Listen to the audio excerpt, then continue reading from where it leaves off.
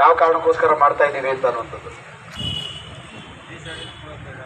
ನಾವೀಗ KRS ಪಕ್ಷದ ವೀರ ಸೇನಾನಿಗಳು ಕರ್ನಾಟಕ ರಾಜ್ಯವನ್ನು ಹದಗೆಡಿಸಿರುವಂತ ಹಾಳುಗೆಡಿಗಿರುವಂತ JCB ಪಕ್ಷಗಳು ಜನಗಳಿಗೆ ಯಾವ ರೀತಿಯಲ್ಲಿ ಮೋಸ ಮಾಡ್ತಾ ಇದ್ದಾವೆ ಅಂತ ಅನ್ನುವಂಥದ್ದನ್ನ ಈಗ ಹೇಳಬೇಕು. ಅದನ್ನ ಹೇಳ್ತಾ ಅವ್ರು ಬಿಟ್ಟೋದ್ರೆ ಯಾರು ಗತಿ ಇಲ್ಲ ಈ ರಾಜ್ಯಕ್ಕೆ ಅಂತ ಅವ್ರೇನು ಒಂದು ಮಿತಿಯನ್ನ ಸುಳ್ಳನ್ನ ಸೃಷ್ಟಿ ಮಾಡಿದ್ದಾರೆ.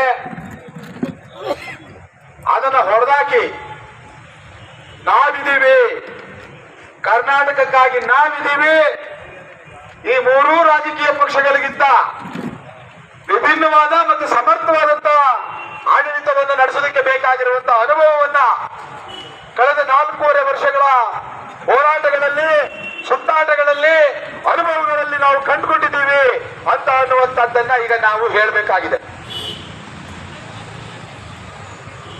ಮಂಡ್ಯದ ಮಟ್ಟಿಗೆ ಹೇಳೋದಾದ್ರೆ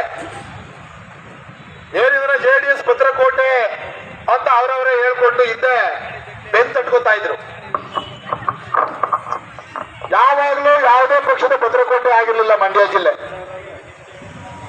ಯಾವುದೋ ಒಂದು ಚುನಾವಣೆಯಲ್ಲಿ 7 ವಿಧಾನಸಭಾ ಕ್ಷೇತ್ರಗಳಲ್ಲಿ 4-5 ಅಂದ್ರೆ ಅರ್ಧಕ್ಕಿಂತ ಹೆಚ್ಚಿಗೆ ಇದ್ರೆ ಅದು ಭದ್ರಕೋಟೆ. ಈಗ ಕಾಂಗ್ರೆಸ್ 7ರಲ್ಲಿ ಅರ್ಧಕ್ಕಿಂತ ಹೆಚ್ಚು ವಿಧಾನಸಭಾ ಕ್ಷೇತ್ರಗಳನ್ನ ಗೆದ್ದಿದೆ. ಈಗೇನು ಅದು ಕಾಂಗ್ರೆಸ್ ಭದ್ರಕೋಟೆ ಅಲ್ಲ. ಈ ಮಂಡ್ಯ ಜಿಲ್ಲೆಯಲ್ಲಿ ಮಂಡ್ಯ ನಗರವನ್ನ ವಿಧಾನಸಭಾ ಕ್ಷೇತ್ರದ ವ್ಯಾಪ್ತಿಯಲ್ಲಿ ಒಳಗೊಂಡಿರುವಂತಹ ಮಂಡ್ಯ ಕ್ಷೇತ್ರದ ಬಗ್ಗೆ ಹೇಳೋದಾದ್ರೆ ಈಗ ಕಾಂಗ್ರೆಸ್ ಶಾಸಕರಿದ್ದಾರೆ.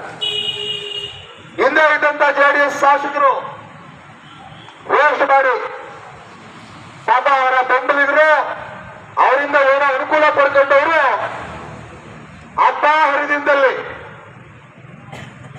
ಫ್ಲೆಕ್ಸ್ಗಳಲ್ಲಿ, ಈಗ ಫ್ಲೆಕ್ಸ್ ಇದಾವಲ್ಲ, ಆ ಫ್ಲೆಕ್ಸ್ಗಳಲ್ಲಿ ಹಾಕ್ಬಿಟ್ಟು ಅವ್ರದ್ದು ಫೋಟೋ ಹಾಕ್ಬಿಟ್ಟು ಶುಭಾಶಯಗಳು, ಯಾವುದು ಸಂಕ್ರಾಂತಿ ಹಬ್ಬದ ಶುಭಾಶಯಗಳು, ಯುಗಾದಿ ಹಬ್ಬದ ಶುಭಾಶಯಗಳು ಅಂತ ಹಾಕ್ಬಿಟ್ಟು ಅವ್ರನ್ನ ಫೋಟೋದಲ್ಲಿ ತೋರಿಸ್ಬಿಡ್ತಾ ಇದ್ರು. ಬೇರೆ ಕಡೆ ನಾವು ಅವ್ರನ್ನ ನೋಡ್ದಂಗಿಲ್ಲ. ಜನಕ್ಕೆ ಬೇಜಾರು. ಅವರು ಮತ್ತೆ ಅವರನ್ನು ನಡೆಸ್ತಿದ್ದವರು ಅವರು JDS ಪಕ್ಷದ ರಾಜ್ಯ ಮಟ್ಟದ ನಾಯಕರುಗಳ ನಾಟಕಗಳನ್ನು ನೋಡಿ ತಿರಸ್ಕರಿಸೋರು.